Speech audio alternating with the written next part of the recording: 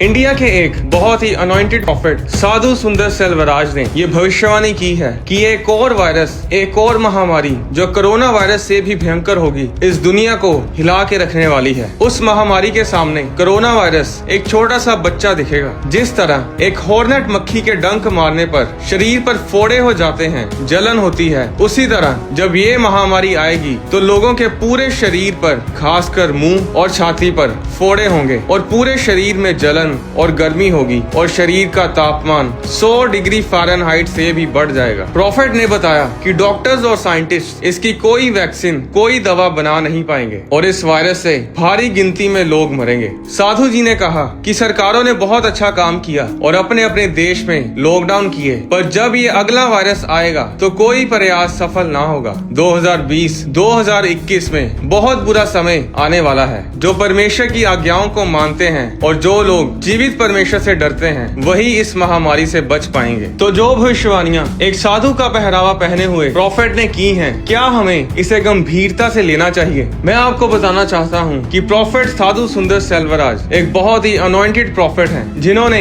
ये कोई पहली भविष्यवाणी नहीं की, बल्कि ऐसी कई भविष्यवाणियां उन्होंने की हैं जो हमेशा पूरी हुई हैं। बाइबल में आमोस अध्याय 3 उसकी 7 में लिखा है कि प्रभु यहोवा अपने दास भविष्यद्वक्ताओं पर अपनी योजना प्रकट किए बिना कुछ भी ना करेगा। आज जो कुछ दुनिया में चल रहा है वो हमारे लिए कोई आश्चर्य की बात नहीं है, क्योंकि ये सब पहले से ही बाइबल में लिखा हुआ है। 2000 साल पहले ये वचन यीशु मसीह ने अपने चेलों को बताए थे कि अंत के दिनों में महामारियां होंगी, जाति पर जाति और राज्य पर राज्य चढ़ाई करेगा और जगह जगह अकाल पड़ेंगे और भूकंप होंगे। अप्रैल 2013 में फिलीपींस में एक प्रार्थना सभा के दौरान साधु जी ने भविष्यवाणी की थी कि फिलीपींस में भूकंप आने वाला है। परमेश्वर ने एक शक्तिशाली प्रचंड तूफान इस देश के लिए रखा है। परमेश्वर का क्रोध समर और लीट आइलैंड्स पर आएगा और ऐसा ही हुआ। 8 अक्टूबर 2013 को 7.2 मैग्नीट्यूड का भूकंप बोहोल आइलैंड में आया और नवंबर 2013 में टाइफून योलांडा यानी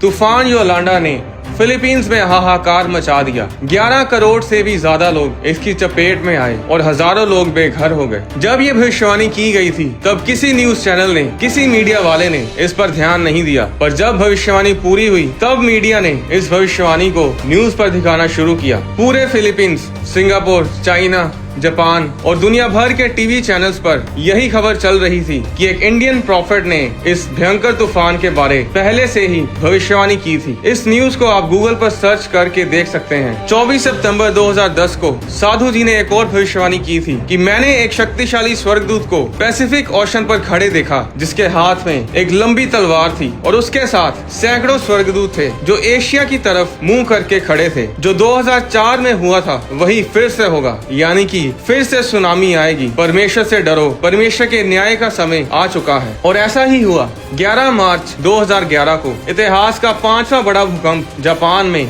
उसी जगह के पास आया जहां प्रॉफिट साधु सुंदर सेल्वराज ने भविष्यवाणी की थी। उस भूकंप के कारण बहुत बड़ी सुनामी उठी, जिसकी ऊंचाई 124 फुट यानी 12 मंजिलों की ऊंचाई तक सुनामी की लहरें जा रही थी, जिसमें 1,20,000 इमारतें तबाह हो गई और 15,000 से भी ज्यादा की संख्या में लोग मरे और 2500 लोग अभी तक लापता हैं। ऐसी बहुत सी भविष्यवाणियां प्रॉफिट सुंदर सेल्वराज ने की हैं जो पूरी हुई हैं। तो क्या ये सुनामी, क्या ये भूकंप परमेश्वर की ओर से हैं? जब जब लोग परमेश्वर से दूर हुए हैं और पाप में बढ़े हैं, तब तब परमेश्वर का न्याय प्रकट हुआ है। जब जब परमेश्वर के लोगों पर सताव हुआ है, जब मासूमों और धर्मी लोगों को मारा गया है, तब परमेश्वर का कोप उस देश, उस जगह, उस नगर, उस जाति पर प्रकट हुआ है। आज मीडिया अपना काम भूल चुका है। मीडिया इतना खराब हो चुका है कि जो खबर उन्हें दिखानी चाहिए उसे वो दिखाते नहीं, कुत्ते बिल्लियों की खबरें दिखाने में व्यस्त रहते हैं। अगर मीडिया इन भविष्यवाणियों को अपने चैनल्स पर दिखाए तो लोग ना सिर्फ अपने गलत रास्तों से फिरेंगे बल्कि देश बचाए जाएंगे। बाइबल में योना अध्याय 1 में लिखा है कि जब नीनवे शहर का पाप बढ़ गया तो परमेश्वर ने अपने दास भविष्यद्वक्ता योना को नीनवे शहर प्रचार करने के लिए भेजा कि 40 दिनों में नीनवे शहर तबाह कर दिया जाएगा। जब राजा को इस भविष्यवाणी के बारे में पता चला तो योना अध्याय 3 उसकी 6 में लिखा है तब ये समाचार नीनवे के राजा के कान में पहुंचा और उसने सिंहासन पर से उठ अपना राजकीय ओढ़ना उतार कर टाट ओढ़ लिया और राख पर बैठ गया। और राजा ने प्रधानों से सम्मति लेकर नीनवे में इस आज्ञा का ढिंढोरा पिटवाया कि क्या मनुष्य, क्या गाय बैल, क्या भेड़ बकरी या अन्य पशु कोई कुछ भी ना खाए, वे ना खाएं और ना पानी पिएं। मनुष्य और पशु दोनों टाट ओढ़ें और वे परमेश्वर को पुकारें। वे अपने गलत कामों से फिरें और उस उपद्रव से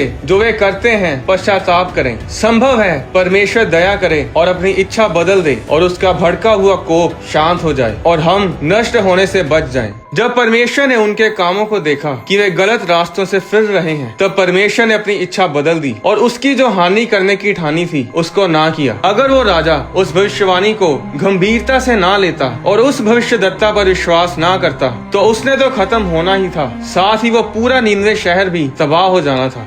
आज समस्या ये है कि आज देश के हाकिम, देश के प्रधानमंत्री, राष्ट्रपति, देश को चलाने वाले लोग ना तो परमेश्वर की सुनते हैं और ना परमेश्वर के दासों की। पुराने समय में जो राजा सफल थे, उनकी सफलता का राज यही था कि वो परमेश्वर के दासों की अगुवाई में चलते थे। जीवित परमेश्वर के भविष्यद्वक्ता राजा को बताते थे कि राजा, तुझे अब क्या करना है, परमेश्वर तुझसे क्या चाहता है, तुझे ये जंग कैसे लड़नी है, किसको मारना है और किसको छोड़ना है। और जब तक राजा उन परमेश्वर के भविष्यद्वक्ताओं की अगुवाई में चलते थे तब वो सफल होते थे। आज भी कुछ नहीं बदला है। अगर देश को चलाने वाले लोग जीवित परमेश्वर के भविष्यद्वक्ताओं की अगुवाई में चलेंगे तो देश धरती पर स्वर्ग जैसा होगा।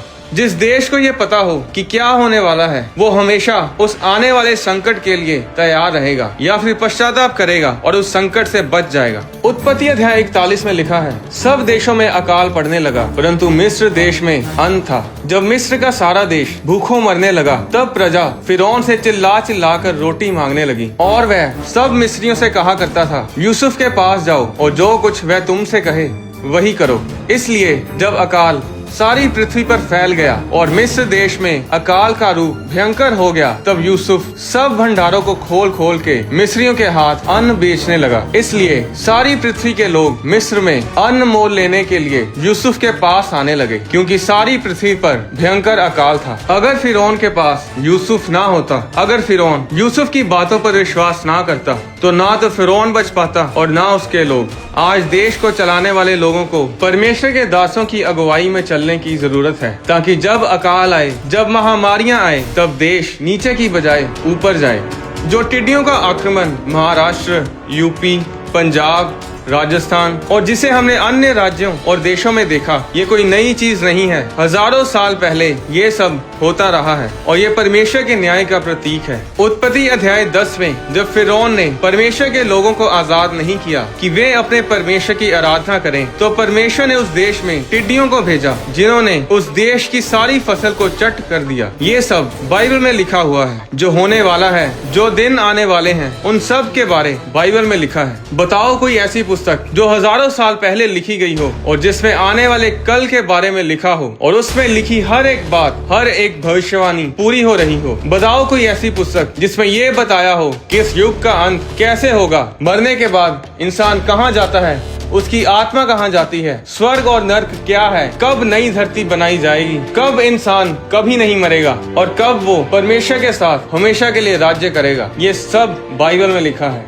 आने वाला समय बहुत बुरा है। भयंकर महामारियां, भूकंप, लड़ाई झगड़े, लोग खाने के लिए एक दूसरे को मारेंगे, इंसान एक दूसरे के मांस को खाएंगे। तब ऐसे संकट से कौन बच पाएगा? सिर्फ वही जो परमेश्वर की आज्ञाओं को मानते हैं, जो परमेश्वर के डर में अपने जीवन को व्यतीत करते हैं, जो पाप से दूर रहते हैं। अगर आप मसीह में नहीं हैं, अगर आप यीशु मसीह को नहीं जानते, अगर आप बाइबल को नहीं जानते और मेरी बातों को सुन रहे हैं, तो मैं आपको बताना चाहता हूँ कि सुरक्षा कहीं नहीं है। आज लोग कनाडा में भी वायरस से मर रहे हैं, अमेरिका में भी वायरस से मर रहे हैं। जब परमेश्वर का न्याय प्रकट होता है तो फिर कौन उसके कोप से बच सकता है? सुरक्षा अगर कहीं है तो वो सिर्फ यीशु मसीह में है।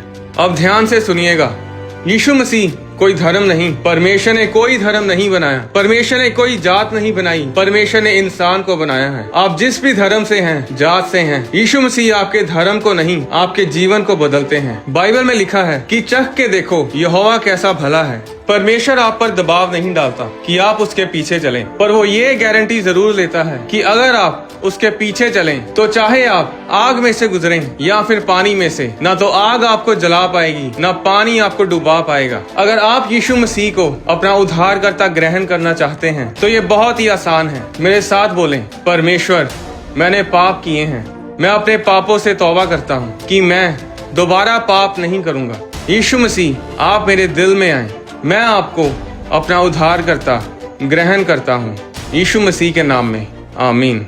अगर आप यीशु मसीह के बारे में जानना चाहते हैं, अगर आप जानना चाहते हैं कि आप असल में हैं कौन, आपको किसने बनाया, इस दुनिया को किसने बनाया, सूर्य, चंद्रमा, तारे, आकाश मंडल किसके हाथों की रचना है, तो इन सभी सवालों के जवाब आपको बाइबल में मिलेंगे। आपको बाइबल पढ़ने के लिए किसी रीति रिवाज की जरूरत नहीं। आप इंटरनेट पर ऑनलाइन बाइबल पढ़ सकते हैं। आप अपने फोन में बाइबल ऐप डाउनलोड करके भी बाइबल पढ़ सकते हैं। बाइबल इस दुनिया की सबसे ज्यादा पढ़ी जाने वाली पुस्तक है। एक गाल पे कोई थप्पड़ मारे तो दूसरा उसके आगे कर दो। ये सब आपने मुन्ना भाई की मूवी में देखा होगा कि ये महात्मा गांधी जी के शब्द हैं, पर असल में ये वचन बाइबल में लिखे हुए हैं। गांधी जी बाइबल को पढ़ते थे और बाइबल से ही ये ज्ञान उन्हें प्राप्त हुआ था। आपको बाइबल पढ़ने के लिए अपना धर्म बदलने की जरूरत नहीं। परमेश्वर का अनुग्रह आप सब पर बढ़ता जाए। आने वाली वीडियोस में मैं आपको बताऊंगा कि स्वर्ग के दरवाजे और खिड़कियां कहां पर हैं, स्वर्गदूत कितनी तेज उड़ते हैं। क्या आपका और मेरा कोई स्वर्गदूत है? अगर हमारा स्वर्गदूत है तो वो कैसा दिखाई देता है?